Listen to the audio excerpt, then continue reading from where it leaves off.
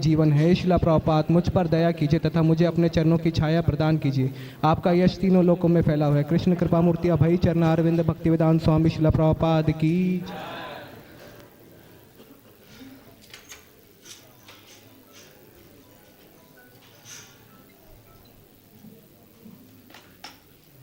हरे कृष्ण।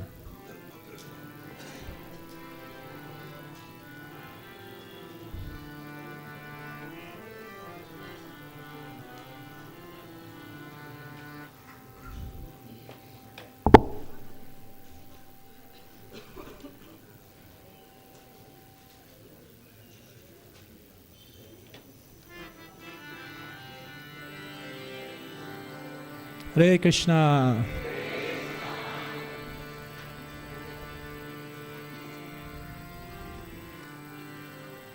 राधा माधवा जय कुंज बिहारी। राधा माधवा जय कुंज बिहारी। राधा माधवा जय कुंज बिहारी। राधा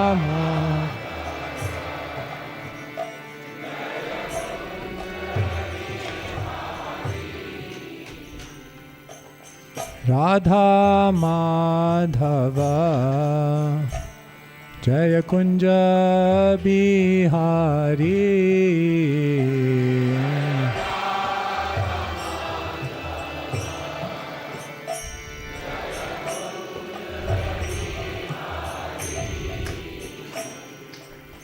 गोपीजन वल्लभा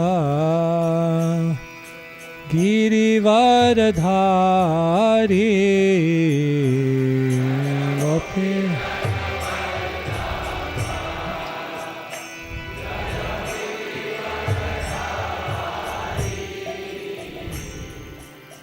गोपीजन वल्लभा जय गिरिवरधारी।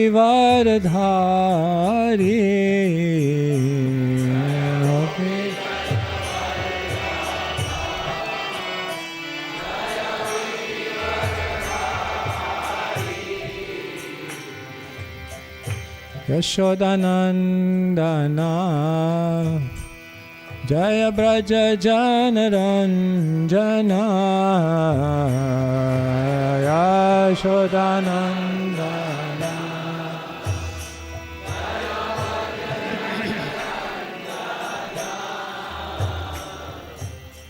यमुना तीरवनचारी जय कुंज बिहारी। यमुना तीरवनचारी बिहारी। यमुना तीरवनचारी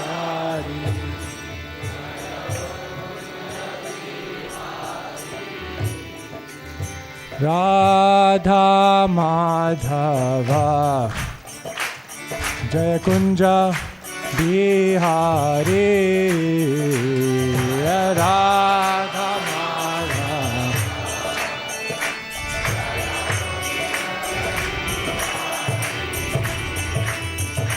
राधा माधवा जय कुंज बिहारी।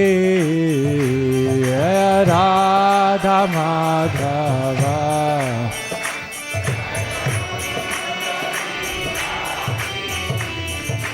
गोपीजन वल्लभा जय गिरिवरधारी।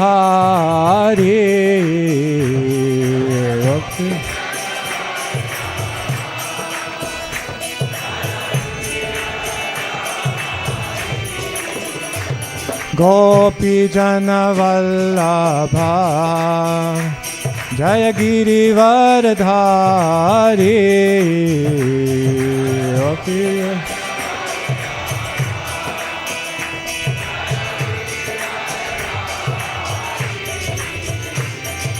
यशोदानन्दना जय ब्रज जन रंजना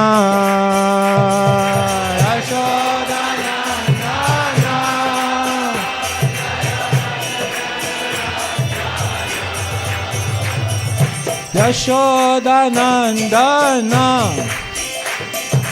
ब्रज जन रंजना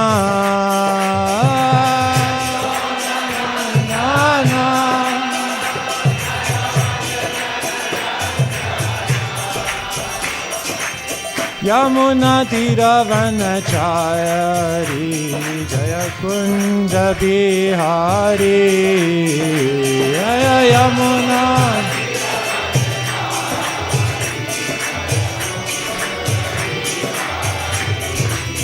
हरे कृष्णा कृष्णा कृष्णा हरे हरे हरे राम राम राम हरे हरे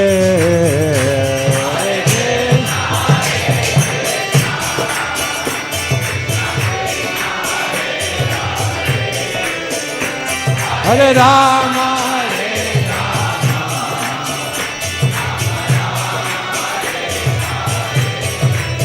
हरे कृष्णा कृष्णा कृष्णा हरे हरे हरे राम राम राम हरे हरे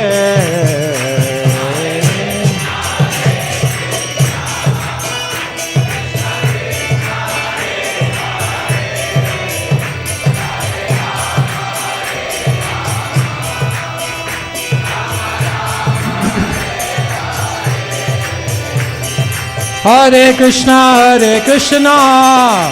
कृष्णा कृष्णा हरे हरे हरे राम राम राम हरे हरे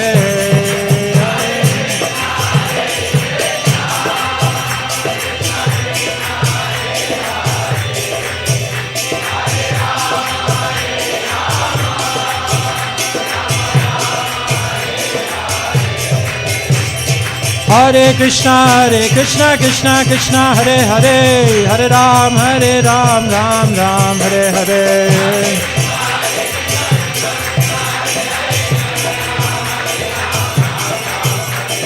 हरे कृष्णा कृष्णा हरे हरे हरे राम राम हरे हरे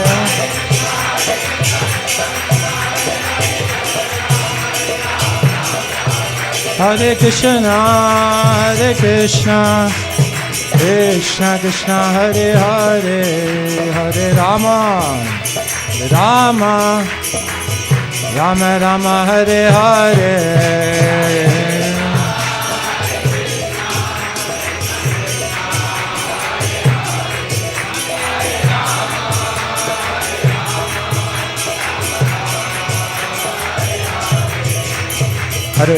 हरे कृष्णा कृष्णा हरे हरे हरे राम राम हरे हरे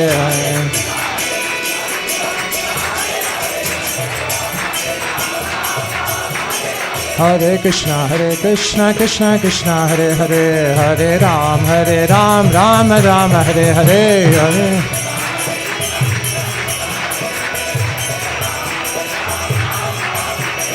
हरे हरे कृष्णा कृष्णा हरे हरे हरे राम राम हरे हरे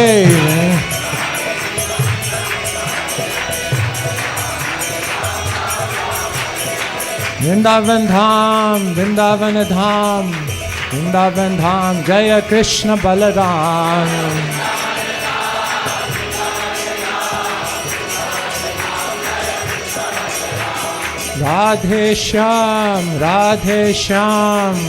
राधे श्याम जय Radhe Shyam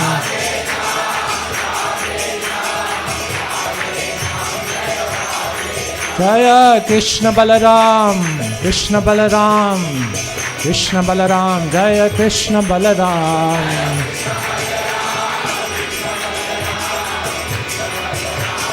Nitai Gaur Hari Bol, Hari Bol, Hari Bol, Gaura Hari Bol.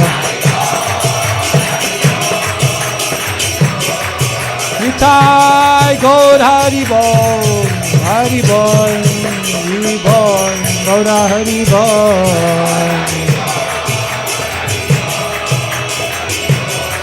Jai Jai Prabhupada, Prabhupada, Prabhupada, Jaya Prabhupada. Jai Jai Prabhupada, Prabhupada, Prabhupada, Jaya Prabhupada.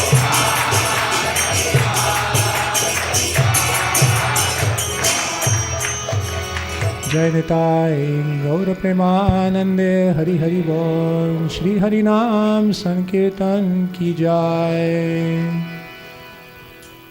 Om Namo Bhagavate Vasudevaya.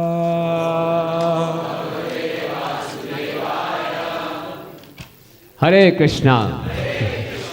So we are extremely happy and fortunate to have with us His Holiness Svayam Bhagwan Keshav Swami Maharaj. Hari Hari Bol. Thank you so much, Maharaj, for coming over here. So a brief introduction of Maharaj. Maharaj joined Prabhupada's movement at the very young age of 21 years. After graduating from University College London, so Maharaj became a monk. He joined the Brahmachari ashram, and for the last 2 decades, Maharaj has been continuing this journey. So Maharaj, having studied ancient Sanskrit texts for over 25 years, he has gone on to author 10 books and design over 50 courses, empowering his audiences to apply ancient insights to upgrade relationships, discover purpose, overcome inner blocks, and craft well-beings on all levels. We have been seeing that Maharaj had developed Brahmachari ashram in Bhaktivedanta Manor, London, and Maharaj is a very good book distributor also. So preaching and distributing books in the Western country is not so easy. It's not a cakewalk. It's a lot of struggle. That's why we see when the Maharaj lectures are very deep, thoughtful, enlightening, full of realizations, experiences, very philosophical, and at the same time very entertaining also. So Maharaj No pressure. I try my best. That way. So I was very fortunate to have the association of Maharaj in 2016. We were together in GBC College in Bagh.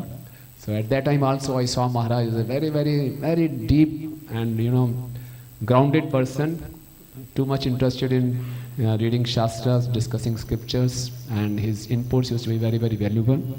And Maharaj, social media presence, we all know, he has so much of following. People look up to him. They have no other option. They have to look up to him. Maharaj is a very highly elevated devotee.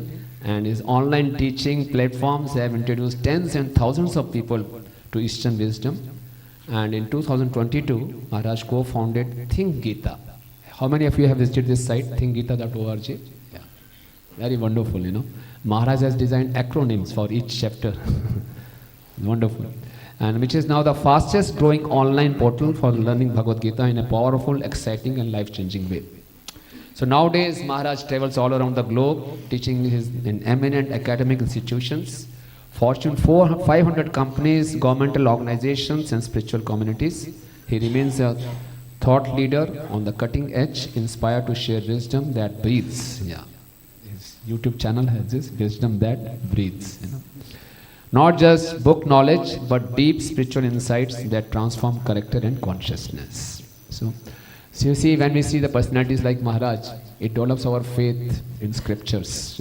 Otherwise we feel all the scriptural knowledge is theoretical, it's not practical. But the way Maharaj presents that knowledge in such an easy manner, because he's trying to apply it in his life and sharing his realizations. So it's a very wonderful service, Maharaj, you are doing for the mission of Srila Prabhupada.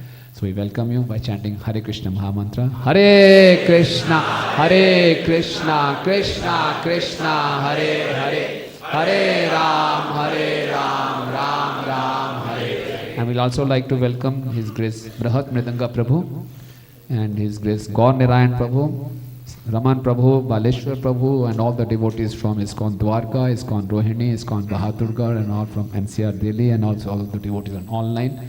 So we'll have going to have a very wonderful festival now. So my request to all of you, please switch off your smartphone, de-smart your smartphone, and listen very, very carefully. To get live association of Maharaj is not so, easily available. And those जिनको हिंदी में सुनना है, आप बुरा मत मानिए, बाहर हिंदी में साथ साथ ट्रांसलेशन होगा.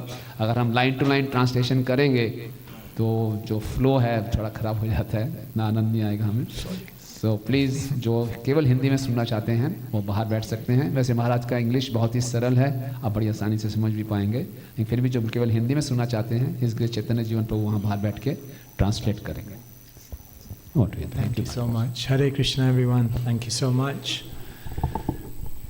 When I was with Rukmini Krishna Prabhu in GBC college, I could understand he is actually a sadhu.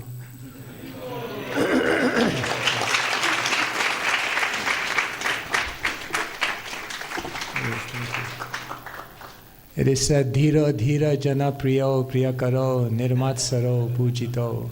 So he is like that. He has no envy, such a clean heart, simple soul, powerful sadhu. So you're all fortunate, we're fortunate.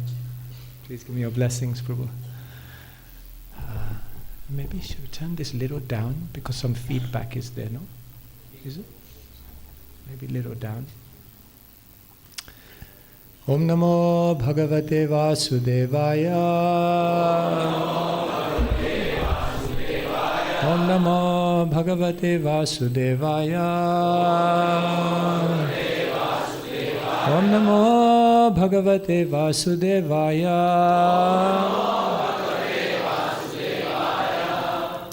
Hare Krishna. So this morning we're reading from Srimad Bhagavatam, Canto number 10, chapter number 47, entitled The Song of the Bee. And today we're reading from text number 14. Kimeha bahusad angre gayasi tvam yadunam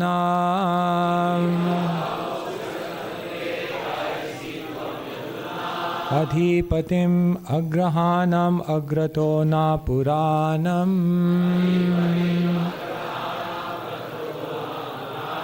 vijaya sakha sakhinam giyatam tat prasanga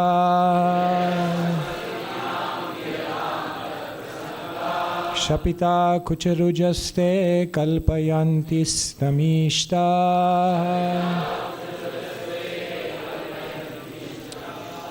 Kimeha bahusadangre gayasi tvam yadunam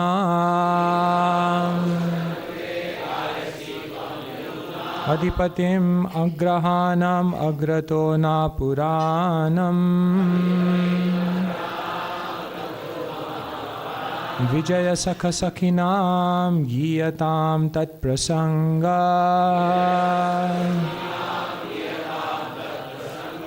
Shapita kucharujaste kalpayanti stamishtaha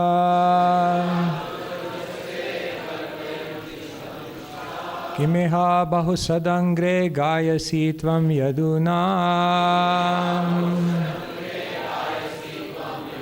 Adhipatim agrahanam agrato na puranam Vijaya sakhi sakhinam giyatam tat prasanga Shapita kucharujaste kalpayanti stamishta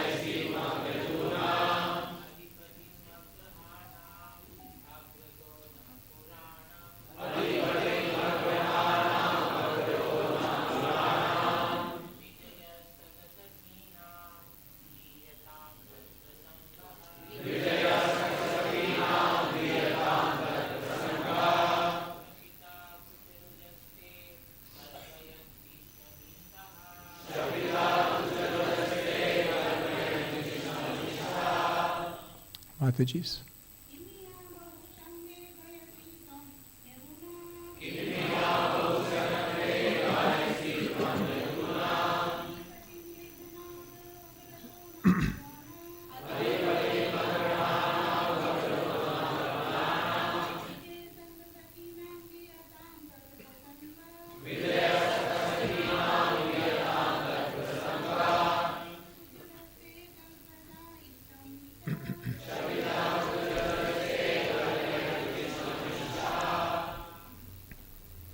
Kim, why?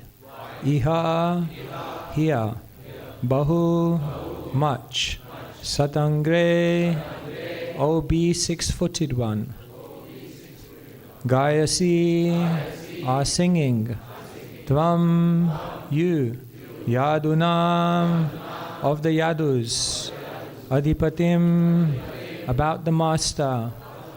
Agrahanam, who have no home. Agrata, in front of. Naha, us. Puranam, old. Vijaya, of Arjun. Sakha, of the friend. Sakinam, for the friends. Gyatam, should be sung. Tat, of him. Prasanga, the topics. Kshapita, relieved. Kucha, of whose breasts. Rujaha, the pain. They. Kalpayanti, will provide. Ishtam, the charity you desire. Ishtaha, his beloveds. Translation and purport by the disciples of His Divine Grace, Srila A.C. Bhaktivedanta Swami Srila Prabhupada ki. O B, why do you sing here so much about the Lord of the Yadus in front of us homeless people? These topics are old news to us. Better you sing about that friend of Arjun in front of his new girlfriends, the burning desire in whose breasts he is now relieved. Those ladies will surely give you the charity you are begging. Purport.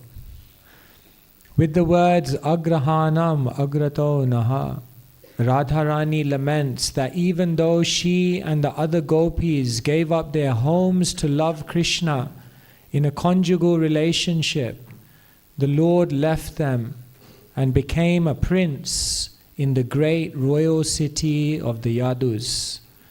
Besides meaning Arjun the victor, the word Vijaya also directly indicates Sri Krishna, who is always victorious in his endeavors. And besides meaning old news, the word Puranam also indicates that Sri Krishna is glorified in the ancient Vedic scriptures of that name.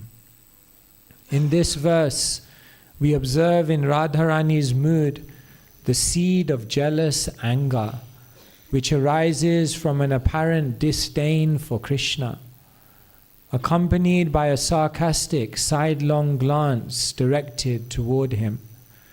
Thus, this verse fits the following description of Vijalpa from the Ujjval Nilamani, 14.186. Vraktaya suyaya guda manamudra taralaya aghadvisi katakshoktir vijalpo vidusham mataha. According to learned authorities, Vijalpa is sarcastic speech that is addressed to the killer of Agha, and that openly expresses jealousy while at the same time hinting at one's angry pride. Srila Prabhupada ki. Om Ajnanatimmirandhasya Jnananjana Shalakaya Chakshurunmilitam Yena Tasmai Shri Gurave Namaha Shri Chaitanya Manobhishtam Sthapitam Yena Bhutale Svayam Rupa Kadamayam Dadati Swapadantikam Vandeham Shri Guru Shri Yuta Padakamalan Shri Gurun Vaishnavamscha Shri Rupam Sagrajatam Sahagana Raghunathan Vitam Tam Sajivam Sadvetam Savadhutam Varijana Saitam Krishna Chaitanya Devam Shri Radha Krishna Padan Sahagana Lalita Shri Vishakhan Vitamscha He Krishna Karuna Sindhu Dinabandhu Jagatpate Gopesha Gopika Kanta Radha Kanta Namostute Tapta Kanchana Gaurangi Radhe Vrindavaneshwari Vishabhanu Sute Devi Pranamami Hari Priye Vancha Kalpatarubhyascha Kripa Sindhubhya Evacha Patitanam Pavanebhyo Vaishnavebhyo Namo Namaha Shri Krishna Chaitanya Prabhu Nityananda Shri Advaita Gadadhara Shri Vasadi Gaura Bhakta Vrinda Hare Krishna Krishna Krishna Hare Hare Hare Rama Rama Rama Hare Hare Shri Prabhupada ki हरे कृष्ण। सब लोग थोड़ा आगे आगे आ सकते हैं, काफ़ी लोगों को स्पेस मिल जाएगा, प्लीज़ आगे आगे आ जाइए।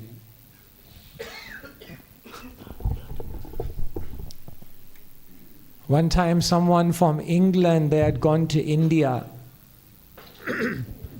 So when they came back, they were meeting all their friends. They were about to have a meeting. But before they begun the meeting, they said to this person, "You just came back from India. Can you tell us one thing you learnt in India?" One time someone asked me that question. I said, "Don't drive in India." That was the main lesson. So they asked him, "Can you tell us something you learned in India?" And you know what he said? "In India I learned that Krishna is definitely God." I said, "Wow, you met some sadhu, you read some scripture, you heard some pravachan." He said, No, I looked at all the gods of India, and when I looked at pictures of all of them, they were all doing different types of work. Some of them were meditating, creating, doing some tapasya, sorting out some problem. But whenever I saw a picture of Krishna, he was just having a good time. So I could immediately understand, this is God. Natasya karyam karanam cha vidyate. Svetasvatar Upanishad says, Krishna has no work to do. In Gujarati we say, navro. If any of you are Gujarati, nothing to do. So Krishna is always enjoying his pastimes of love. Most people can't understand Krishna in Vrindavan because Krishna in Vrindavan is so different to the God that people usually think of. People usually think God is very, very strict, very, very serious. But in Vrindavan, Krishna is joking, playing, dancing, singing. People usually think God is the one who makes all the rules. But in Vrindavan, Krishna he's breaking all the rules. He's specifically interested in breaking the rules. Normally, Krishna is the one who is, God is the one who is giving us what we need. Therefore people are always asking, Dhanam Dehi, Rupam Dehi. But in Vrindavan, Krishna is a thief. Vraje prasidam, navanita chauram, gopan gananam, chadukula choram. He's a baka, thief. Stealing. And normally God is the one that you glorify. The Veda Stuti are glorifying Krishna. But in Vrindavan, Krishna is criticized.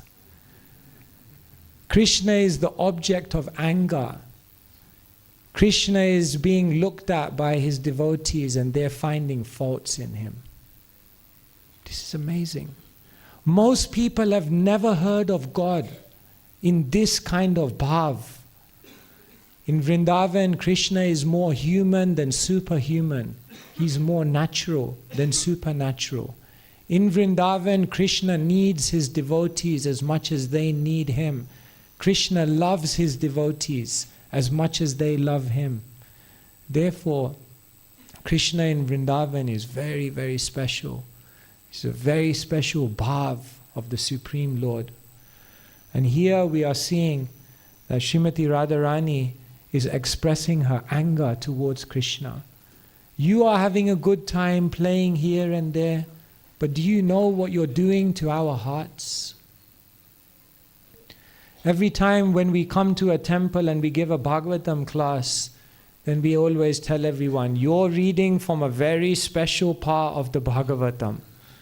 And it's true, because every part of the Bhagavatam is special. But today, I have to tell you, you are reading from the most special part of the Bhagavatam. Sometimes we think, oh, should I go class today or not? No. Today you have to realize that this chapter of the Bhagavatam is very, very special. Shall I tell you why? The Devi Bhagavata says that the Vedas and the Itihas are like the two eyes. They give you vision to understand how to live your life. They teach you about Dharma. But then the Devi Bhagavata says the Puranas are like the heart. The Vedas and the Itihas tell you how to live a moral life, but the Puranas bring out the bhav from the heart. But then later on it's explained in Shastra, Nimnaganam yatha Ganga, Devanam achyuto yatha, Vaishnavanam yatha Sambhu, Purananam idam tatha. Of all the Puranas, which are the heart, there's one Purana which is the foremost, and that is Srimad Bhagavatam. Later on, Jiva Goswami explains that within Srimad Bhagavatam there are many cantos. But the canto that is ultimately the culmination of everything the Bhagavatam wants to share is which canto? 10th canto, Dasamaskanda. Later on, the Acharyas explain that if the 10th canto is the heart of Krishna, then there are 5 chapters in the 10th canto which are like the 5 life years of Krishna. Because in these 5 chapters, the separation between Krishna and his devotees is described in an extremely beautiful way. And you know what those 5 chapters are? 21. This is called Venu Geet, the song of the flute.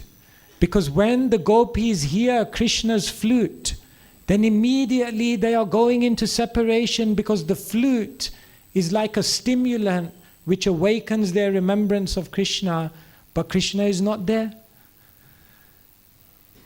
The 31st chapter of the 10th canto is known as Gopi Geet, because later on Krishna comes to the Rasa Mandali, but then Krishna leaves. And when Krishna leaves, then the gopis go into extreme separation. Atati adbhavan anikananam tuti yugayate tvam apasyatam Kutila kuntalam Shrimukham chate Jada udikshitam Pakshmakrit drisham. I say, Krishna, when you leave, we feel a truti, a moment to be like a yuga, a millennium. And Krishna, even when we see you, Shri Mukham Chate, your beautiful face, Kutila Kuntalam, which is surrounded by beautiful curly hair. Even when we see you, we're not satisfied, because this crazy creator, Brahma, he created eyes which have eyelids. And they blink. And that means for one moment we can't see you. The 35th chapter of the Srimad Bhagavatam's 10th canto is known as Yugala Geet. Because in this chapter, the gopis are experiencing separation from Krishna when Krishna every single day goes out with the gopas to herd the cows. And therefore, they're feeling extreme separation. When will Krishna come back? When will he come back? The 39th chapter of the 10th canto is known as Viraha Geet. Because what happens in the 39th chapter of the 10th canto? Akrura comes to Vrindavan. And the gopis say, Akrura, you are just like a Yamaduta. Kamsa is like Yamaraj. And you are like a Yamaduta because you're coming to Vrindavan, and just like the Yamadutas take the soul from the body and rip it out and leave the body lifeless, you're coming to Vrindavan, you're taking Krishna and you're leaving us for dead. But then the 47th chapter of the 10th canto is known as Brahmaragit, the song of the bee. Because Krishna has left, but then Krishna sends Uddhav and says, come back to Vrindavan and give the gopis a message. Don't worry, you be okay. Don't be mad. Soon we will be together again. Srimati Radharani is not satisfied. And therefore when this Uddhav is giving the instructions, Uddhav Kyari, you can go to that place. Then Srimati Radharani sees a bee. And she thinks the bee is also a messenger of Krishna, and therefore she's criticizing Krishna to the bee. Now it's said that of the 5 chapters, which are the 5 life airs of Krishna in the 10th canto, the 47th chapter is actually the culmination. Because in this chapter, the feeling of separation of the gopis from Krishna is at its apex. And therefore, Sri Chaitanya Mahaprabhu, when he wanted to experience the love that Srimati Radharani feels for Krishna, then in the last 12 years he went to the Gambhira in Jagannath Puri. And it's said that Sri Chaitanya Mahaprabhu's mood of separation in the Gambhira, in Jagannath Puri, was the same as Srimati Radharani's mood of separation when Uddhav came to give the message to the gopis from Krishna, which is found in the 47th chapter of the 10th canto of Srimad Bhagavatam. The Puranas are the heart, but Srimad Bhagavatam is the heart of the heart. But Srimad Bhagavatam 10th canto is the heart of the heart of the heart. But then there are 5 chapters which are the heart of the heart of the heart of the heart. And then there is the 47th chapter of the Srimad Bhagavatam 10th canto, which is the heart of the heart of the heart of the heart of the heart. So, if you're in any doubts about whether to come Bhagavatam class or not, don't hesitate. This is very, very deep. Who are we? Srila Prabhupada is giving us access into the deepest relationship between Srimati Radharani and Krishna. Srimati Radharani is criticizing Krishna. Are you on Krishna's side or are you on Srimati Radharani's side? That's the question. Whose side are you on? Radharani? You're not Krishna Bhakta? Or Vaishnava? You on Radharani's side? Sure? Bhaktisiddhanta Saraswati Thakur, he said, Vaishnavas are worshippers of Vishnu. Karshnas are worshippers of Krishna. But Gaudiyas are worshippers of... You passed. When the Vaishnavas read this, Srimati Radharani's jealous anger, her criticism of Krishna, they're feeling so bad for Srimati Radharani. Oh, why Srimati Radharani has to go through this? How Krishna can do this? Even the great devotees, along with Radharani, they will also criticize Krishna. We are not there. One poet, he writes very beautifully. He says, Krishna, all the living entities in this world are aparadikas. They're all offensive. But you are always forgiving them. That is very nice. But then the poet, he looks at Krishna and he says, but Krishna, if you ever become aparadika, if you ever distance yourself from Srimati Radharani, we will never forgive you. You forgive all the aparadikas. But if you distance yourself from Srimati Radharani, we'll never forgive you. Bhaktivinoda Thakur, he says, some people are interested in Radharani because of her connection with Krishna. He said, we are interested in Krishna because of his connection with Radharani. This is all very, very deep subject matter. How can we ever understand the love between Krishna and Srimati Radharani? Srimati Radharani's love is glorified because there are different intensities of love. You see, one type of love is love which is reciprocated. Then, higher than that is a love which continues when there's no reciprocation. But higher than even that is love when there's rejection. Love in reciprocation is like sambhoga. Krishna and Srimati Radharani and the gopis, they are enjoying love. Love when there is no reciprocation is when Krishna is out and he's away somewhere and there's no reciprocation. This is known as vipralamba, separation. But sometimes Krishna doesn't just distance himself from the gopis. What Krishna then goes and does is accept someone else. In this case, the queens of Dwarka. And therefore, that is not just love without reciprocation, that is love in rejection.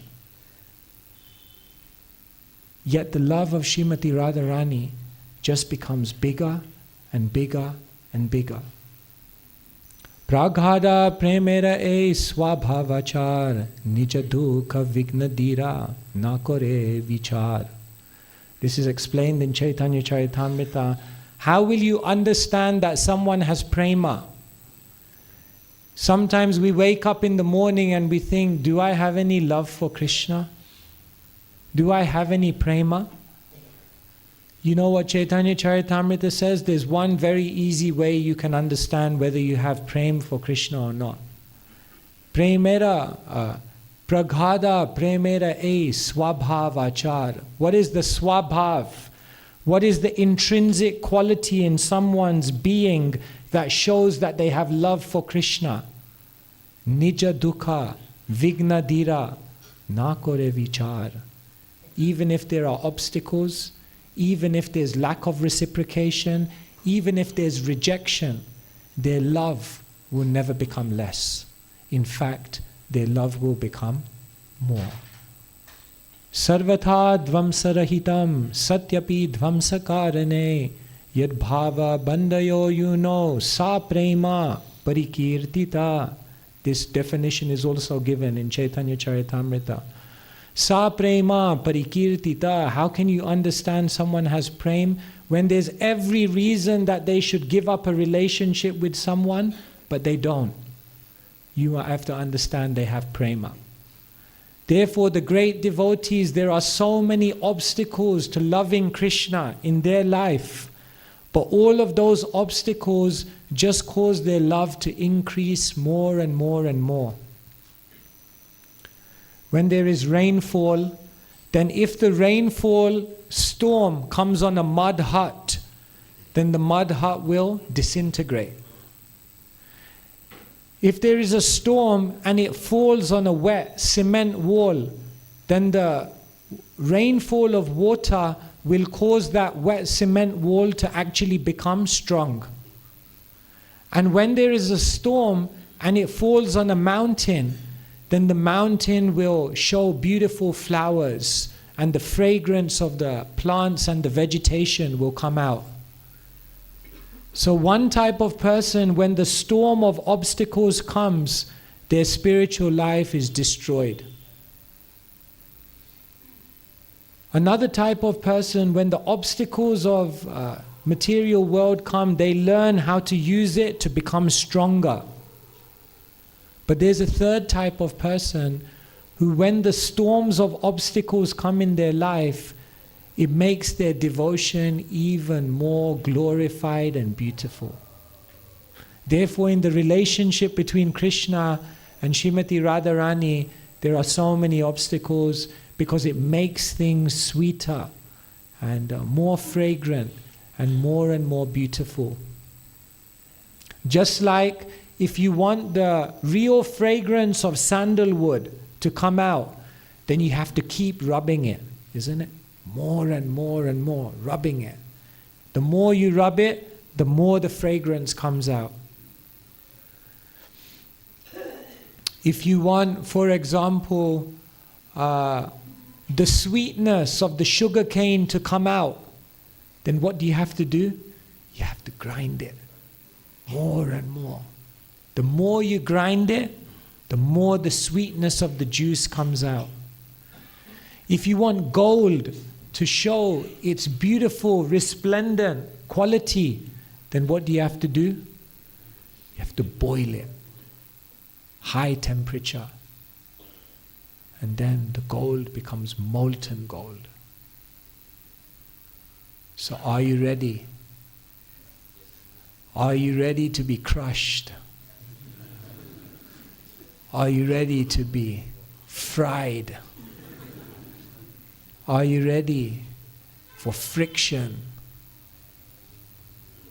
That is what Krishna arranges in order to intensify the love of a devotee. It's very, very difficult. Because when these things come in our life, we become bewildered. We become disinspired. We become frustrated. Why are there so many problems? One time I was going in London and there was a sticker on the car and it said, "Do not disturb." Already disturbed. We go in front of Krishna, we say, "Do not disturb." Already disturbed. Why more? No more, no need. No, Krishna is saying, I want to make you cry. I want you to cry. Not the tears of your eyes. Those tears I don't want. But I want you to cry from your soul. Yes, those tears I want. But Krishna, your arrangements are making me cry from my eyes. Yes, Krishna is saying. But now transfer the tears from the eyes to the tears from the soul. And then, if you chant in that state of mind, Atma Krandan, without crying, Krishna will not come.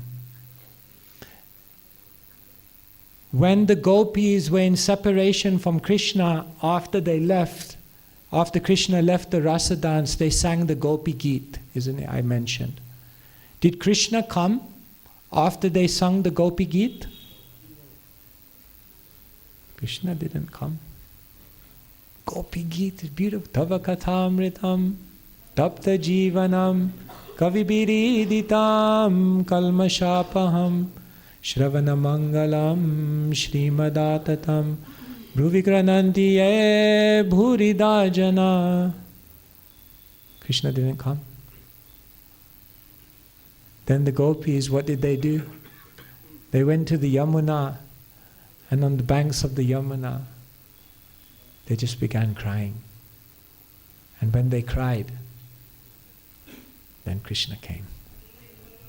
Yeah. You have to cry.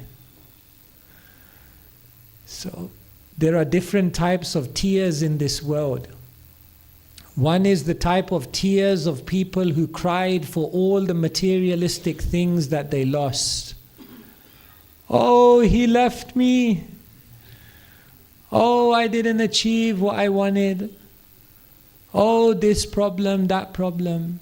Madhvacharya says, if you add up all of the tears that the conditioned soul has shed for material things over lifetimes, it will be enough to fill an ocean. How much have we cried? Think in your life for one moment, how many tears did you shed for all the material things of this world? This is the cry of a samsarika, one who is in birth and death. But higher than that is the cry of the sadhaka, the cry of the person who is trying to attract Krishna's attention. And then later on there is the cry of the siddha, the one who is in the spiritual world with Krishna, Srimati Radharani and the gopis, who are also crying. So dear devotees, there'll never be a time in your life when you don't cry. No, we'll always cry. Only question is, who are you crying for? What are you crying for? If you don't cry for Krishna, know for sure the world will make you cry. Better cry for Krishna. Once I was in a plane, as you can see, I'm a little bit, Krishna gave me a tall body somehow or other. So whenever I go on the plane, I always try to get the emergency seat. Extra leg room. Yeah, you need some leg room sometimes, So one time I was going on a flight to Cairo. I go on the Egypt Air to Cairo. So I got the emergency seat. So I came in the plane. So I was there in the emergency seat. Wow, beautiful. Then even better, there was no one around me. I was like, this is the best. Vaikuntha. No anxiety. So just the plane was about to close, and then just the last few passengers came. 6 passengers. And all 6 of them were now sitting around me. So, oh no, Krishna. Now that wasn't such a big problem. But there's one problem with emergency seats in the plane. Krishna says in this world, every type of sukha is accompanied by... There's one dukkha that comes in the emergency seat of the plane. You know what it is?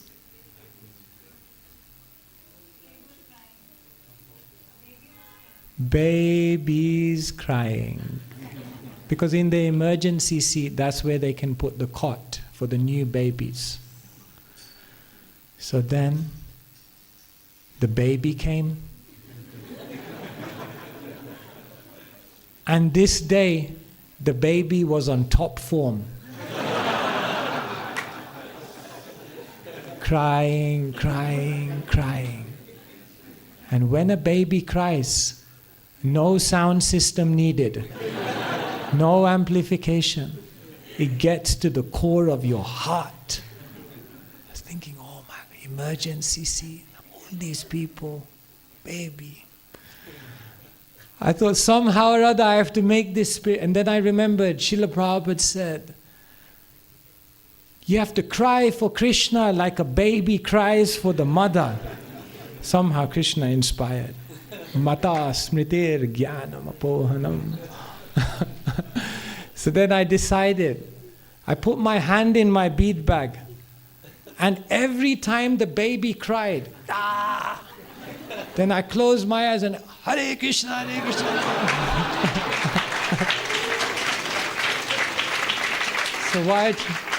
So I tried to then absorb the crying mood for Krishna. And I tell you, I chanted some very good rounds that day. It was good. And then as I was landing, I prayed to Krishna. I said, may the samsarika cry of the baby become the sadhaka cry of this beggar, so that one day maybe it becomes the cry of the siddha in the spiritual world. That's what we have to do. So this is very, very confidential part of Srimad Bhagavatam. We have to cry for Krishna. Srimati Radharani is crying, crying, crying. So His Holiness Gaur Govinda Maharaj, he would say, we are not opening temples. No, no. We are opening crying houses, where you have to learn the art of how to cry for Krishna. Not casual. No, no. Samsara dava nalalida loka. The world is on fire. It's around the corner. Maya is right around the corner. Be in no doubt. Therefore, always prayerful, always crying. Srila Prabhupada was once giving a lecture. He said, I will never fall down. After the lecture, Srila Prabhupada came off the Vyasasana. He was in front of Krishna, praying. And then later on, Yamuna Mataji asked Srila Prabhupada, what were you praying? Prabhupada said, I was praying to Krishna, never let me fall down. She said, but Prabhupada, you said in the lecture, you will never fall down. Prabhupada said, yes, because I'm always praying. Because I'm praying, therefore Krishna will always be present. So I cannot go into the deep esoteric aspects of these chapters of Bhagavatam. Is beyond me. I have no capacity. But what we can do is try to take the lesson. And the lesson is, Srimati Radharani is desperate for Krishna. And sometimes her desperation manifests in strong words, harsh words, critical words. We cannot understand that. We cannot do that at our stage, to come and criticize Krishna like that. But what we can see is that there's an intensity. It's all coming from a heart that really wants to be with Krishna. And that is the lesson that we take. That how can we eventually become like that, intense in our desire to be with Krishna. Then our spiritual life is actually bearing the fruit of what Srila Prabhupada wanted us to achieve. Hare Krishna, Krishna Krishna, Hare Hare. Hare Rama, Rama Rama, Hare Hare. Grantharaj Srimad Bhagavatam ki jai. So I guess if anyone has any correction, question, if anyone wants to cry.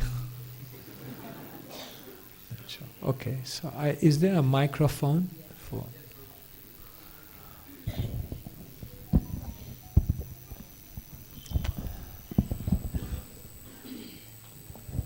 Hare Krishna Maharaj Ji. Thank you very much for the wonderful, inspiring lecture. Okay. Maharaj, I want to ask one thing. That as you said that there are Vipralambha Sambhoga and Vipralambha Bhava. When somebody loves in what you told that Reciprocation. in reciprocation, that is called Sambhoga. But we as a conditioned soul, and since time immemorial we are in this material world, so we have forgotten that reciprocation from Krishna's side. And the devotees, the dear devotees of Krishna, they could actually relish the Vipralambha Bhava because they have tasted the Sambhoga. So how to remind us that Krishna loves us too much and we have been a part of that love and we have reciprocated equally with them. So that Vipralambha Bhava, which is the ultimate goal of a sadhaka, how to develop that? Wow, beautiful question. Your exact question is addressed by Bhaktivinoda Thakur. Bhaktivinoda Thakur, he makes the question, if the devotee is meant to be in separation from Krishna, how can they be in separation from Krishna when they don't remember being with Krishna? So he says, how can we ever experience separation? Because we were never with Krishna. So Bhaktivinoda Thakur says that our acharyas explain there are 4 types of separation. The first type of separation is known as purvarag, which means the separation that one feels before they're about to meet their beloved. The second type of separation is known as man, transcendental pride. When Srimati Radharani and Krishna may be together, but Srimati Radharani becomes transcendentally proud, then there's a separation. The third type of separation is known as prema vaichitya, which means the separation that they feel even when they're in each other's presence. They're together, but they're thinking in the future will be, and there already separation is coming. And then the fourth type of separation is known as pravas, which means when time and distance is separating us. So Bhaktivinoda Thakur says that of the 4 types of separation, the only separation that the sadhaka can experience is purvarag, the separation that comes in anticipating of meeting Krishna. But then he raises the question, how can you have that separation in anticipation when you don't remember? But then he says there's one way to develop that separation even though you don't remember being with Krishna. And you know what that is? Hearing Hari Katha. Therefore, the more you hear Hari Katha, then the more, like for example, Rukmini had never met Krishna. But what used to happen is that everyone used to come and narrate the qualities of Krishna. So then Rukmini developed a deep separation from Krishna, and then she sent the Brahmana messenger with the love letter, and then Krishna came. So Bhaktivinoda Thakur says that if you want to experience separation from Krishna, even though you don't remember being with Krishna, then you have to intensely hear Hari Katha. Therefore, this is our life. Yashyam vai shriyamanayam Krishna parama purushe bhaktirutpadyate pumsha shokamoha bhayapaha. And then later on the sages say, Vayam tu na vitripya ma uttama shloka vikrameya trinvatam rasagyanam svadu svadu pade pade. We never tire to hear about Krishna because this is rasa jnanam. Muhuraho rasika bhuvi bhavuka.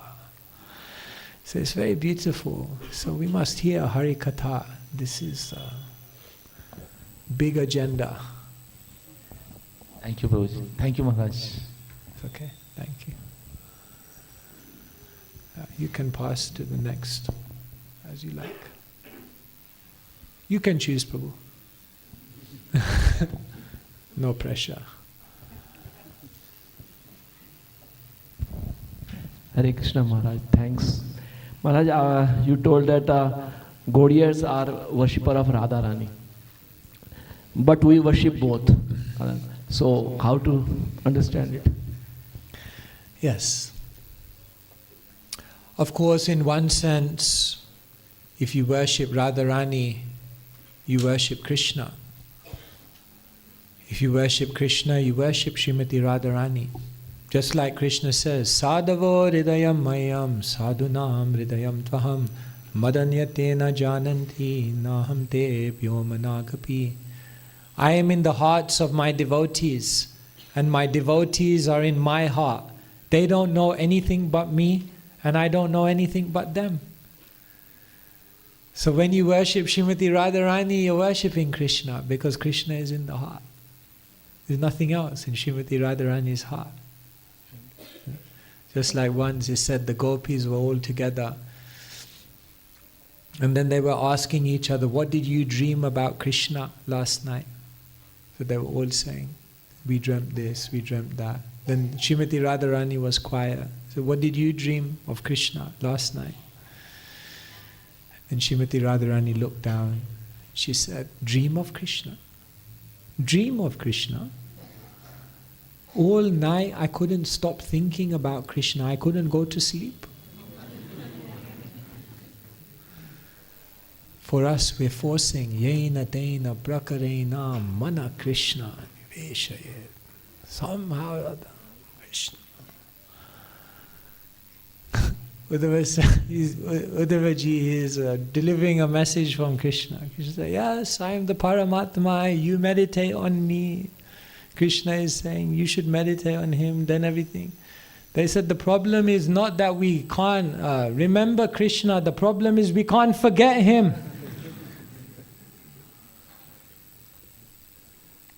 So when we are, sorry, I just finish and then you can come back. Please. Yeah, so when we are saying we are worshippers of Srimati Radharani, this is like a transcendental position. Ultimately, we're worshipping Srimati Radharani, Krishna. Of course, in our position, because we haven't got the subtlety to understand Srimati Radharani's emotions at this point, we also focus on Radha Krishna worship for purification. But in the transcendental Gaudiya teachings, yes. Raghunath Das Goswami revealed that, Radha Dasyam. Tavai vasmi, na jivami, tvaya vina. Iti vigyaya devi tvam, nayamam charanantikam.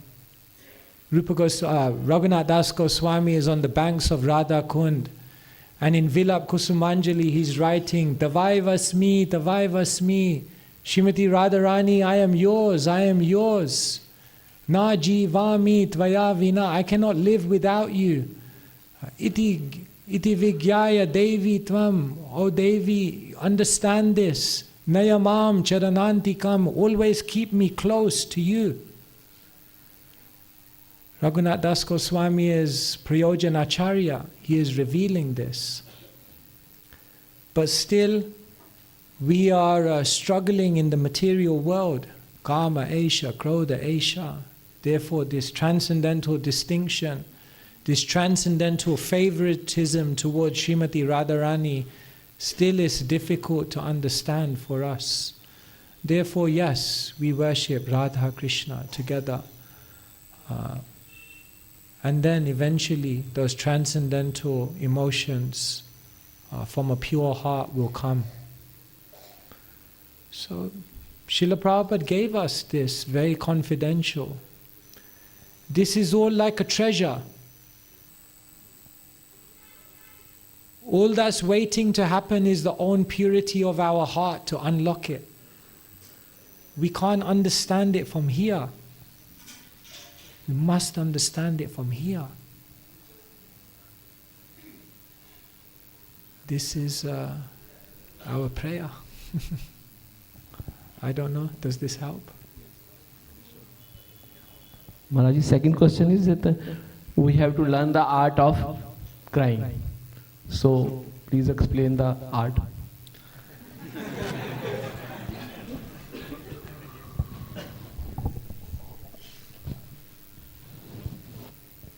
Crying means desperation.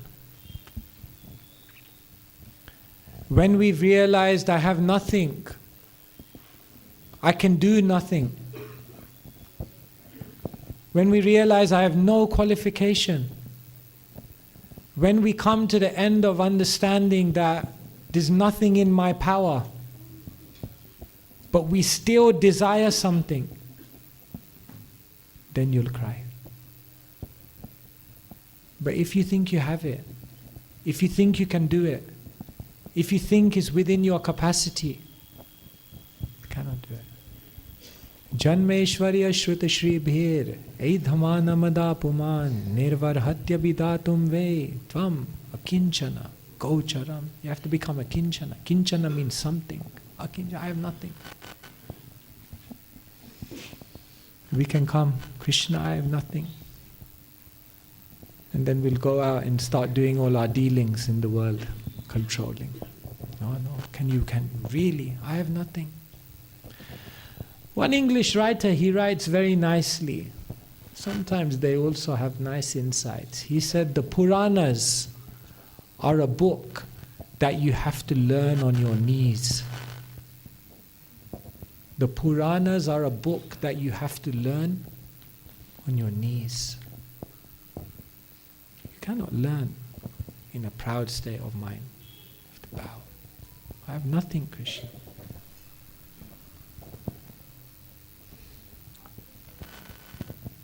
Maybe we will have to become crushed by the material world. Scary.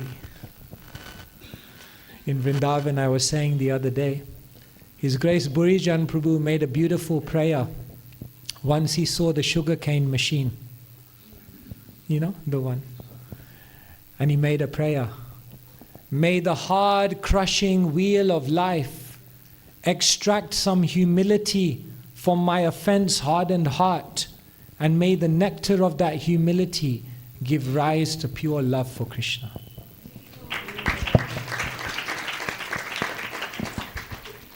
I don't know, are we ready to go through the hard, crushing wheel of life? Somehow or other, have to cry. That's the qualification. Devayvasmi, Devayvasmi. I'm yours. Some thoughts. Hare Krishna Maharaj. Thank you Maharaj. Just continuing from your answer, I just wanted to inquire, as you mentioned about three type of cries. And Three types of? Three type of cries. Cry. Three type of crying you mentioned about. Oh, cry crying, of a jiva. yeah. Okay, yes, sir. So I was just thinking, putting myself into it, how does a devotee, how does a jiva who comes to bhakti transcend himself from the crying of material world to the cry of sadhaka, aiming towards the cry of siddha? I mean, it happens on and off because there are simultaneously elements of this material world. But how does it become a constant endeavor and a constant realization? Thank you. Yeah. There's a beautiful video of His Holiness Govinda Maharaj talking about crying. I cannot imitate how he does. There's a lot of bhav there, you know. But he says, you have to come in front of Krishna and you have to cry, I've been drowning in the material world for lifetimes. Now, Krishna, you please pick me up and place me at your lotus feet. The cry of a sadhaka comes when we come to the point where we realize there's nothing for me in this world. There's nothing to do. There's nothing to search for. I have no more aspirations. I have no more hopes in the material world. This is never going to work here. Krishna, you need to take me out. You need to help me. You need to lift me up. Desha maham samudharta mrityu samsara sagarat. You take me out of this ocean of birth and death. That desperation that we've... See, the problem with us is anyway, I shouldn't say us, with me, is that we still have too many aspirations. We are saying, na dhanam, na janam, na sundar. Really, we're saying more dhanam, more janam, more...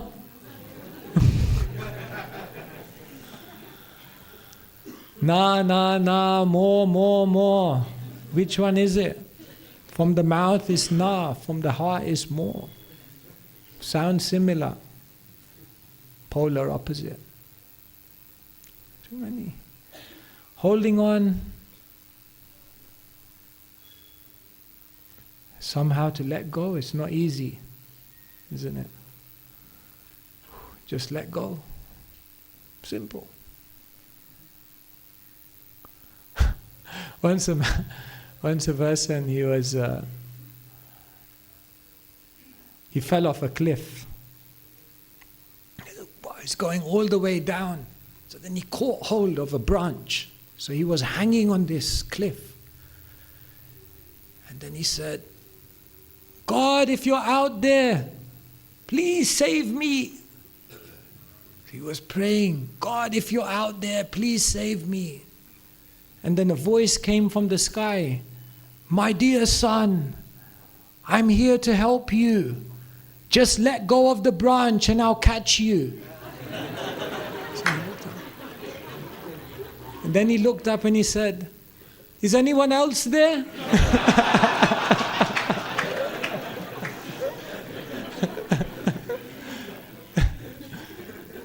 No. Could be God, I don't know. Are you ready to let go? It's a bit dangerous, you know. I don't know, it's very... I'm humbled. I mean, who am I? I'm sitting here talking about these things. It's very high. It's very high. We have to try bit by bit. Someone told me recently, he said, your classes are nice, but sometimes I come out of your class and I think I'll never do it. I'll never make it. I said, sorry, that wasn't meant to be. So I don't want anyone to go out of the class thinking, oh my God, I'll never make it. You can let go of things one by one, maybe. Isn't it? Like, you know, sometimes people have a plaster. Wound is already healed, but plaster is there. So then you have to take the plaster off. Option 1. Whoosh, take it off in one go. Maybe we will go for option 2. Go underneath a nice hot tap of water and gradually peel it off. It's a little more humane. One way or the other, you have to take the plaster off. One way or the other, we have to let go. So some people go like all out, sarva dharma, and others go step by step. Whatever it may be. The clock is ticking. The clock is ticking.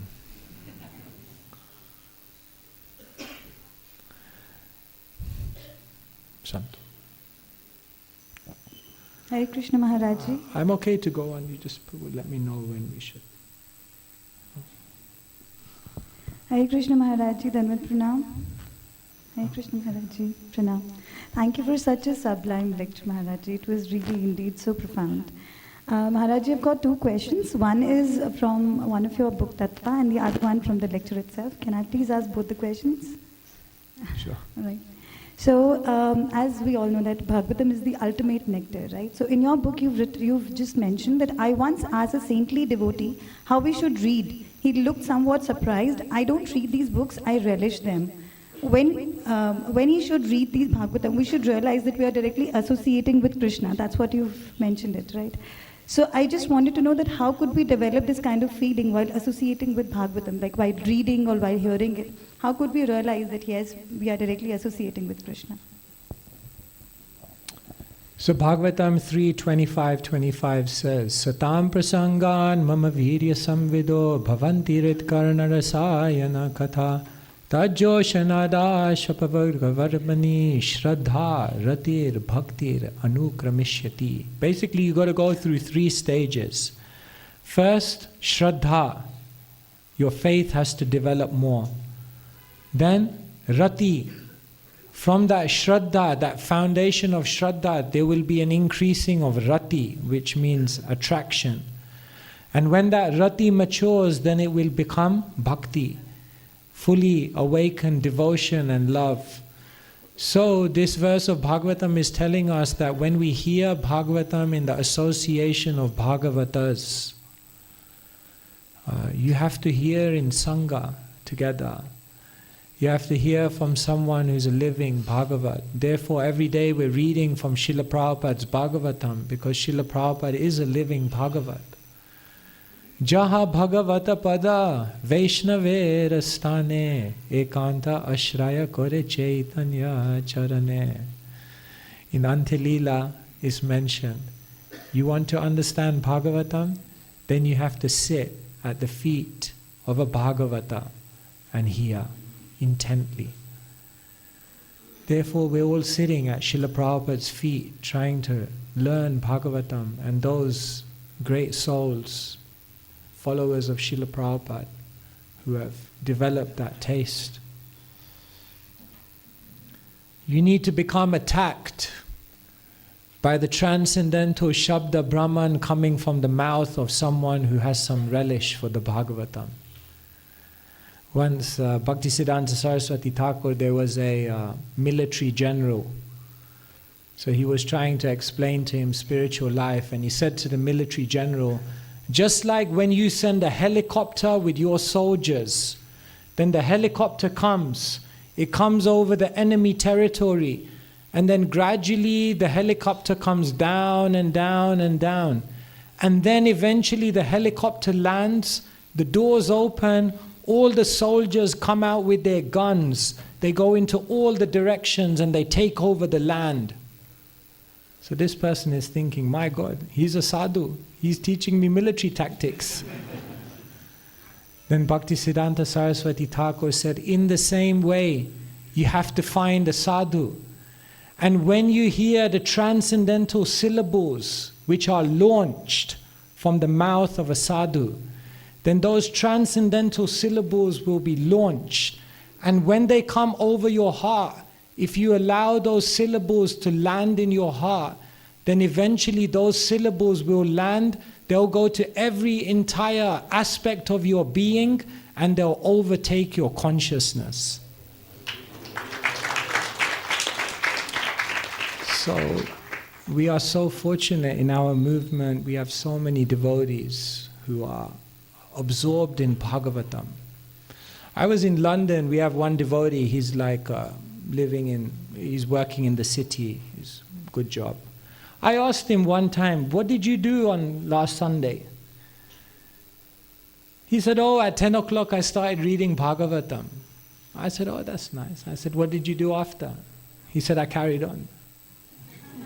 I said, yeah, I know, but what did you do after? He said, no, I just carried on. I said, when did you stop? He said, 9 o'clock in the evening.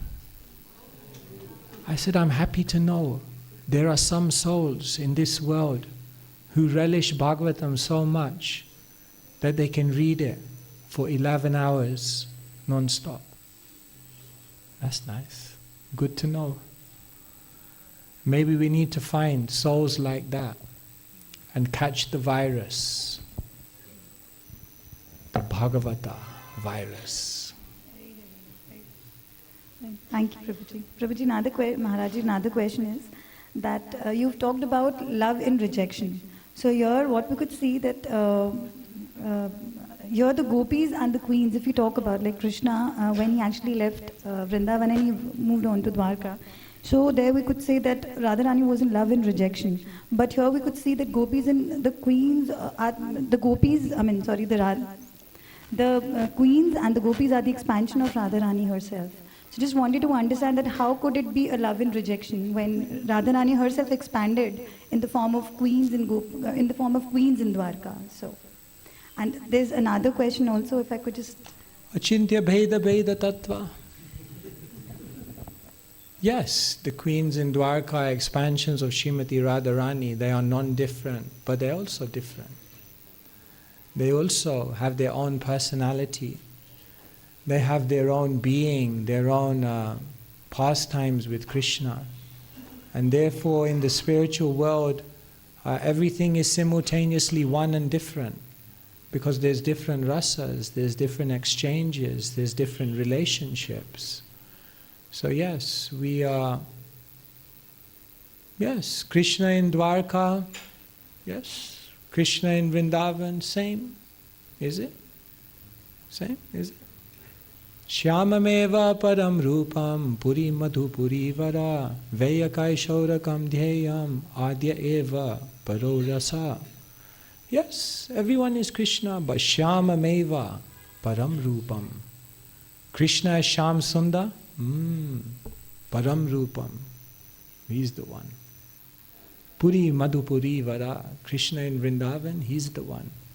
Veyakai Shaurakam Dhyayam, Krishna as a youth, he's the one. Adya Eva Paro Rasa, Krishna who's dancing with the gopis, he's the one. So yes, there is transcendental distinction. Otherwise, we become the M word,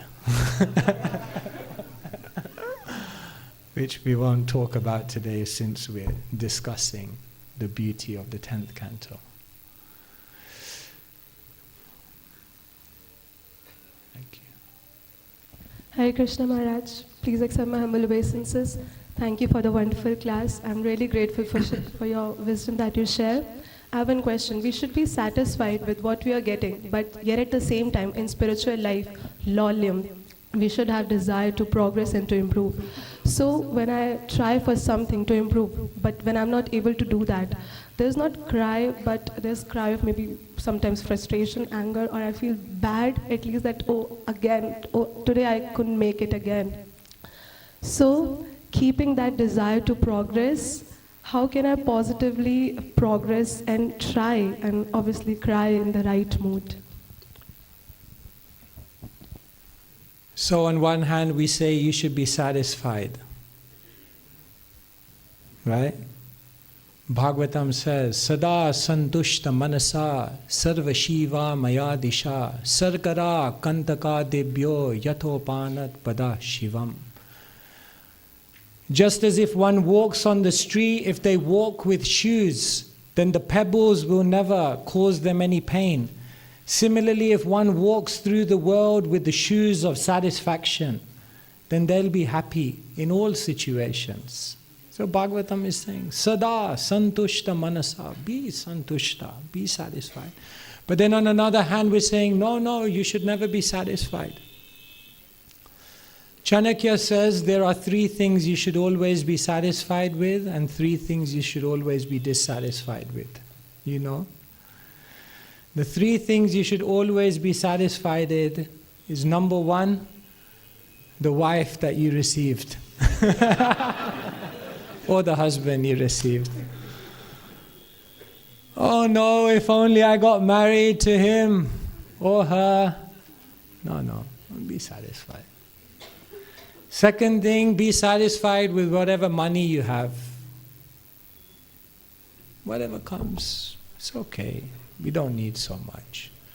Third thing you should always be satisfied with is whatever comes on the plate. Pizza, paratha, whatever it may be. But there are three things you should never be satisfied with. One is your chanting. No, must improve. Second thing is your reading, understanding of Shastra.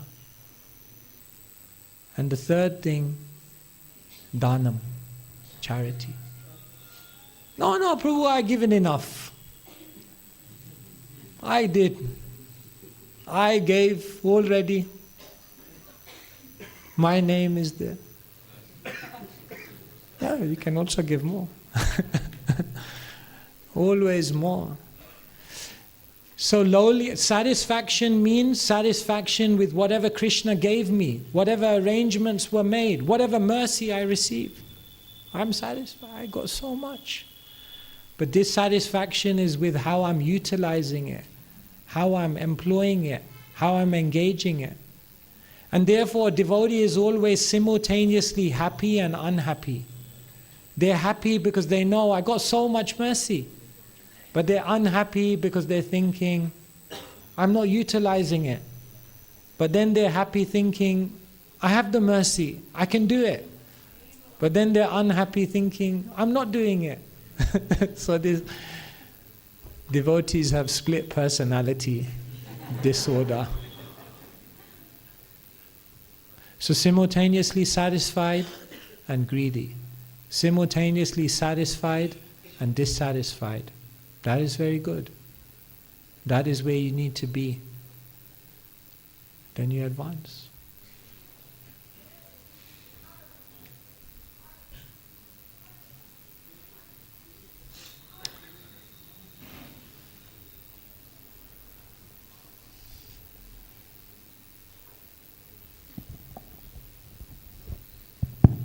Hare Krishna Maharaj, please accept my most humble obeisances at your lotus feet.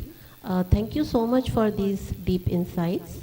Maharaj, you mentioned the example of a poet who said that he is not going to forgive Krishna. So on similar lines, like my daughter sometimes says that she doesn't like Krishna because he left Srimati Radharani. So how to explain it to her? And at the same time, you also said that we should not criticize Krishna. And secondly, what Srimati Radharani will think if we say that we are angry with Krishna? Hari Hari. I have to humbly submit that I don't know your daughter. She, I'm sure, is some great soul. I think children have a special license. I mean, she's like 21 now. Oh.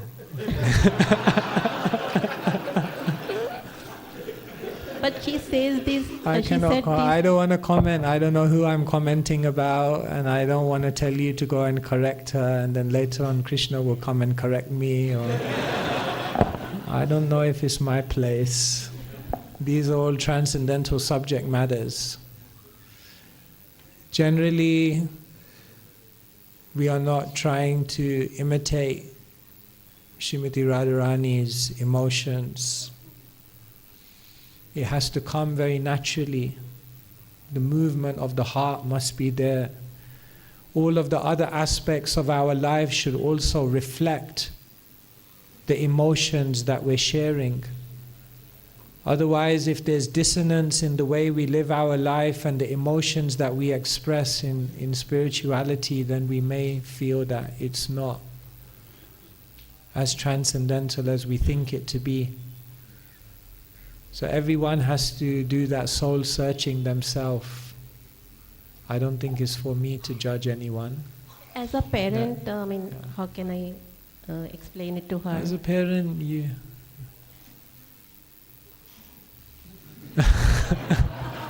She used to say these things when she was little. Yeah.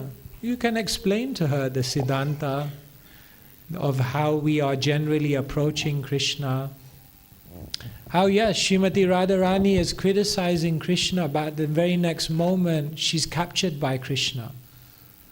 So it's not like the criticism of this world. It's not like, a Facebook comment of a war, of someone who, just cut someone off. See, generally when we criticize someone in this world, we cut them off. But when Srimati Radharani criticizing Krishna, it brings them closer together. So you ask her, is your criticism of Krishna bringing you closer to Krishna? Maybe it's transcendental then. Yes, Krishna is but then Krishna is amazing. So that aspect is there, you see. It's not, oh, Krishna is take him out, take all the pictures out.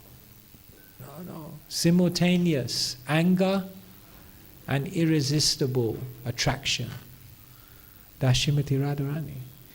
Fiery anger and at the same time irresistible attraction. That is transcendental. If someone has that, let me know. I want to speak to them. That's powerful. Hare Krishna Maharaj. Hare Krishna Maharaj. Oh.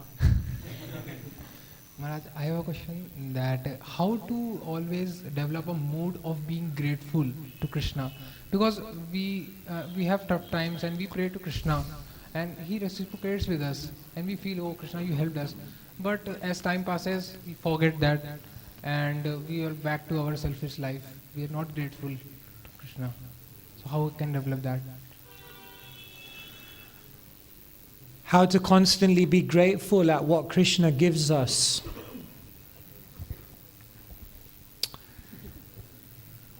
Krishna gave me an iPhone. It's only at 11. Simple living, high thinking.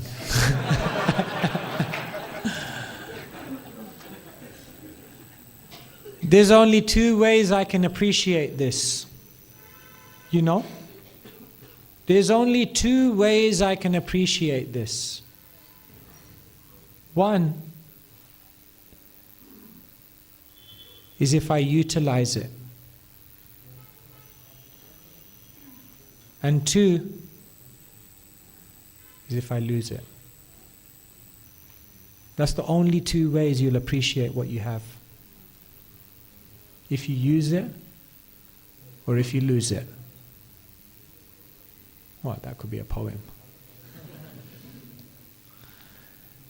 So, if you want to continually remain grateful for everything that you received, the only way that gratitude will come about is if you do something with everything you received. If you say, Srila Prabhupada graced me with so many gifts, I'm so grateful to Srila Prabhupada, he gave me so many gifts. But then you do nothing with the gift. Then how will your gratitude remain? Then after some time you think, yeah, the books are there, the temples are there, it's okay. No, but if you utilize it, then you'll be like, oh, Srila Prabhupada gave me the books, and I'm reading the books, and it's coming alive, more appreciation. I can't imagine, I never knew what Srila Prabhupada gave, is ever increasing. And the only other way that you'll get that gratitude is if you lose it. Then we'll be ejected. And then we'll remember, oh, the devotees were so nice. Oh, Krishna consciousness was so nice. I have to go back. I feel grateful now. Use it. Lose it.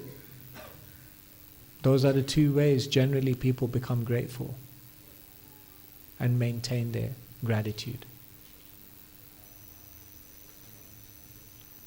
Hare Krishna Maharaj. Maharaj, I have one question. First of all, thank you for your divine association and valuable words. So I have a question from your yesterday's talk in Rohini. So can I ask on developing divine aspirations? Oh, yeah. So Maharaj, I may have some divine or spiritual desires that I want to do something in the mission of Srila Prabhupada. But translating them to actions becomes difficult. It can be due to laziness or due to some circumstances, office or some other situations. So how can we translate our spiritual aspirations to actions?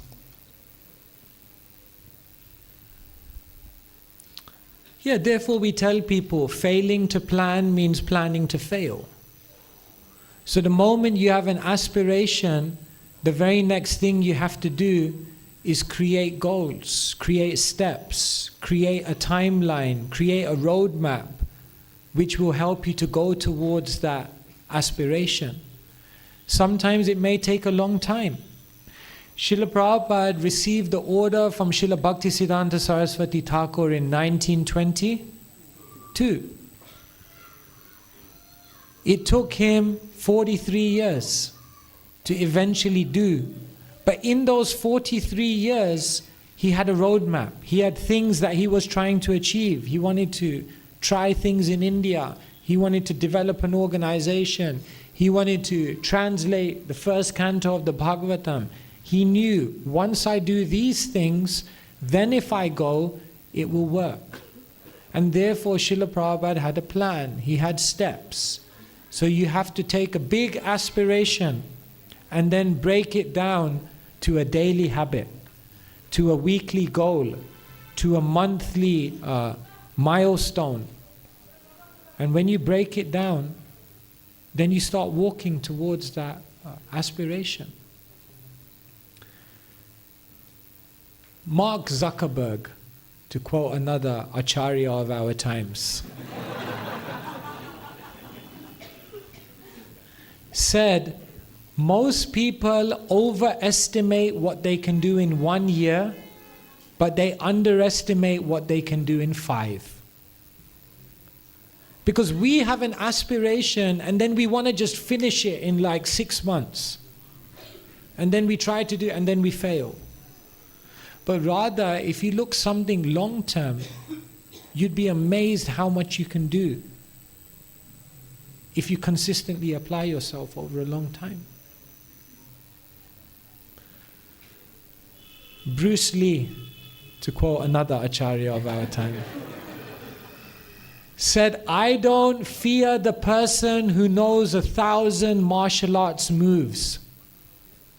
I fear the person who has practiced one martial art move thousands of times. You have to be consistent. You have to consistently keep going back to your goal and every day make one small contribution. Just like the water that is dripping on the rock in the mountain that you think is insignificant, but when it keeps dropping, and you come back after many years, there's a dent. It makes a dent in the rock because you're just relentless. So devotees, if we want to do that, if we want to achieve that, we have to, Madhvacharya said, I don't judge a person by how much they can do in 1 day. I judge them by what they do every day. Prabhu, I did 64 rounds on Janmashtami. Great. Did you wake up the day after? And do it all over again?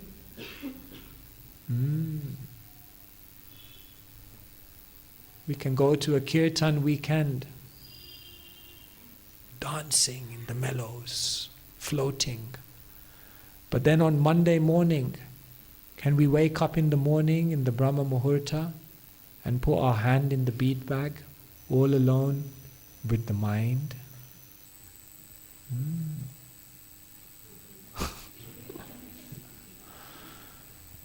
Sorry, I'm a little like this sometimes. I'm not judging you, of course. Hare Krishna Maharaj, please accept my most humble obeisances. Maharaj, I have a question that how can we remove false ego from our mind? For example, whenever we get a praise from someone or we achieve something, we kind of say to them on their face that yes, it is by the mercy of God, by the mercy of Krishna, by the mercy of Guru and Gauranga.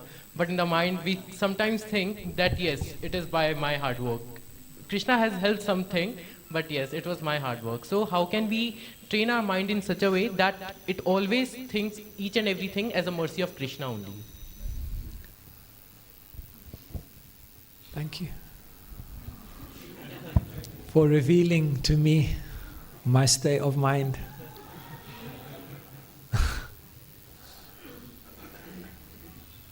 Guruji, I don't know, can we train ourselves? Yes, we can continually read Bhagavad Gita, Kartaham iti manyate. If you think you're the doer, you're just clouded by ego.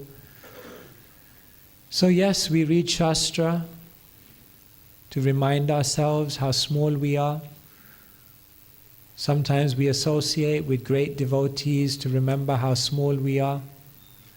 Sometimes we, in the evening, look back at our own life and realize, who was I?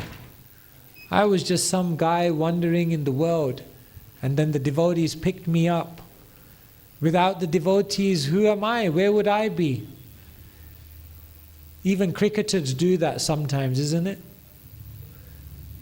Sorry to bring up cricket. But after they become like an India superstar, then they may go to Mumbai, where they used to play in some park. And they remember, who was I? Just some kid playing in a park.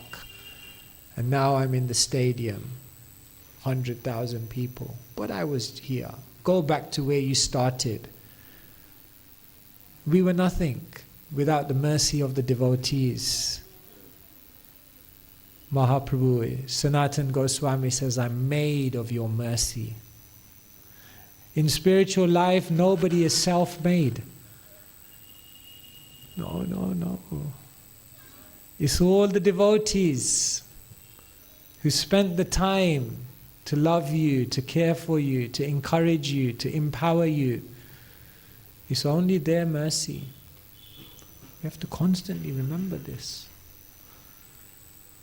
And then Krishna will, as I said before, the hard, crushing wheel of life. Krishna will show you how your abilities come to their natural limit.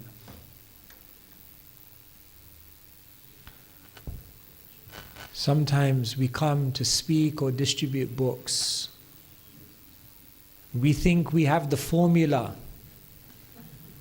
I know how to do it. And then Krishna completely blocks you. It's so humbling. Sometimes we come to speak Bhagavatam, we have nothing to say. No realization. Krishna blocks you. All your knowledge, all your ability, all your oratory power, you thought you were a big person, block it. Krishna took everything away from Keshav Kashmiri. He was speechless. He didn't know how to respond. He went back in the evening and said, wow, what's happening? No, it's withdrawn from the mercy. So yeah, it's...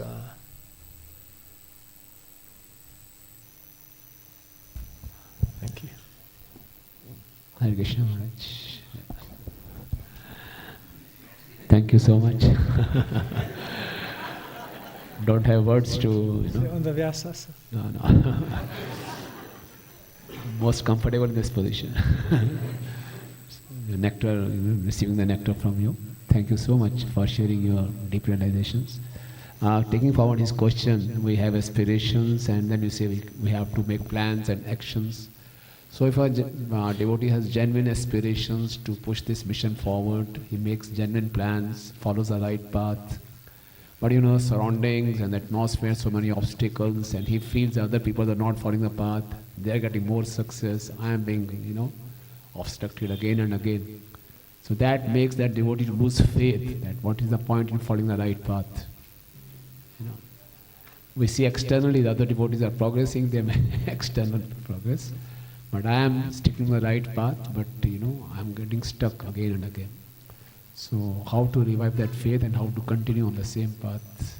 And because ultimate goal is not to have that spiritual target, ultimate goal is to have Krishna. Love for Krishna, yeah. But we forget that and we get entangled in that. In the target. Yeah. I often say this, that I think first very, very important thing is to remember how much we already progressed. We have an aspiration of where we want to be, where we want to go. But when we take first some moments to realize how far I came already by the mercy of the devotees, how my life changed, my character changed, my desires changed, how Krishna fulfilled so many of my desires already for service. Then we gain an appreciation, a confidence, a faith when we look back that we see Krishna was always there, Krishna was always helping me, Krishna was always supporting me. But oftentimes because we don't look back, like sometimes people make New Year's resolutions.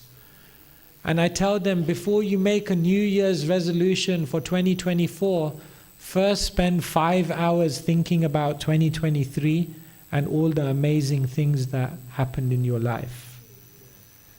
Because if you don't understand that first, then your goals, neither will they be meaningful, nor you will have the hope and confidence to reach them. Therefore, I tell people you have to look back before you can look forward. So I think that is... Otherwise, the tendency is always to see where I need to go, what I don't have, but we don't appreciate the other side. So I think that's one thing. And I think a devotee lives 2 lives. Maybe in the beginning we live 2 lives and eventually those 2 lives merge. I'll explain what I mean. Sri Chaitanya Mahaprabhu came to the world with an external purpose and an internal purpose. The external purpose was to spread Krishna consciousness, and the internal purpose was to relish the love of Srimati Radharani. But the amazing thing is, what happens in the life of Mahaprabhu is that the internal and the external eventually are fulfilled simultaneously. Mahaprabhu is in Jagannath Puri and he's spreading Harinam Sankirtan like anything, but at the same time he's in front of Jagannath and he's experiencing the love of Srimati Radharani. So in one act, both things are happening. Sri Chaitanya Mahaprabhu takes sannyas. Why does he take sannyas? Because he wants to preach. But when he takes sannyas, he also becomes vyavasayatmika buddhi, and therefore it fulfills his internal purpose. Mahaprabhu is told, take residence in Jagannath Puri. That fulfills his external purpose, that yes, Sachimata is asking me, I should tell her, I should follow her. But Jagannath Puri is also Viraha Kshetra, it's the place of separation. So simultaneously, by going to Puri, he fulfills his internal need. So it seems to me in the life of a devotee, initially we have what we're trying to do for the mission, and we're trying to simultaneously our own internal life. But I think what gradually happens is that they actually become simultaneous.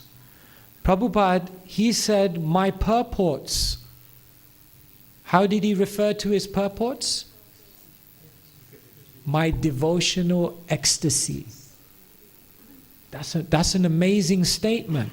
Because what that means is that Srila Prabhupada was writing a purport and he was experiencing the deepest connection of ecstasy with Krishna, and at the same time he was doing the greatest service for the world, which was to deliver the knowledge. Because his internal and external had become seamlessly integrated. So these are some thoughts. I don't know if it's helping. But one can always remember the internal purpose also. Yeah. Sometimes in the chase of the external goals, we forget our internal purpose. Yeah. So we lose touch with ourselves. And that's why I'm saying eventually I think the internal and external, we don't see them as 2 separate endeavors, but we see that the external will never work if the internal is not happening. And the natural result of doing the internal is that one gains all the enthusiasm to do the external. Then therefore, Bhaktisiddhanta Saraswati Thakur said, the best Gosti Anandi is the Bhajan Anandi who preaches. We think Gosti Anandi and Bhajan Anandi are two different types of ways of living. But Bhaktisiddhanta Saraswati Thakur opened up the idea that you can be a Bhajan Anandi and at the same time a Gosti Anandi if you just take all of your bhajan and then you begin preaching. That's very interesting. So, I'm looking at the time. It's in India you have more capacity to hear, I think. Is that? In London, after 1 hour, Sharira Vidya. Is it? Or am I holding you? I don't know. Like, I can go on, but should we finish? Or? Let's finish. I think so, no? I think we should finish, no? Yeah. Hare Krishna. So thank you so much, Maharaj. How many of you would like to have this feast every day or more and more? At least, Maharaj, 3 or 4 times in a year. So whenever you come to India, please remember this temple. Please remember Delhi and NCR temples, and devotees have so much of love for you. And we are extremely thankful to Maharaj and grateful to Maharaj. Such wonderful nectar right from the heart, going into the heart. And next time when Maharaj comes, he should see all of us more enthusiastic to hear. Today the class has gone for 2 hours. Next time it will be 4 hours or 5 hours. So, thank you very much. So we can remain in touch with Maharaj with his, he has a YouTube channel, Wisdom That Breathes also. And he has wonderful books. This is the latest book, Gita 3. So Maharaj is here, books are here. So the fortunate souls can get those books and get it autographed by Maharaj. Haribol. So it can be a very wonderful, treasure for you. So the books are available. Who is on the counter? Cost is just 350 rupees. So near Garudastham, there is a bookstore. Okay. So devotees can go there, fetch the book and get the sign from Maharaj. Yeah? Okay.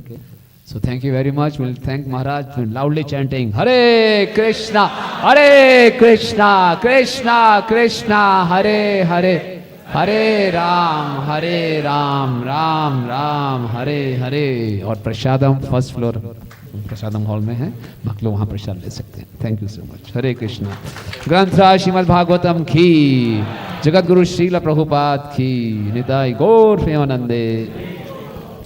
His Holiness Svayam Bhagwan Keshav Swami Maharaj ki.